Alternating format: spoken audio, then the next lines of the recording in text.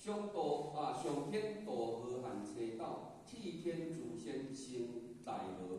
中科道人间成定，温重新发轮回。下科道地府有余平，恶鬼畜生可超生。所以讲的是这个所在，咱人来到世间出世，人死搁倒转去地狱。那么伫地狱依照你在世的功的善恶分判，会当去到替天，做为了着神仙。神仙有了着几百年的香烟，几千年的香烟，你家去投胎转世，来到了着这个上天。所以讲的无法度发了着生死，叫做搁倒伫轮回生死内底。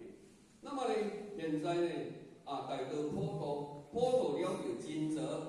咱100岁年老，得到了后100岁年老，可以直往无极倚天，毋免搁去到阎天处遐。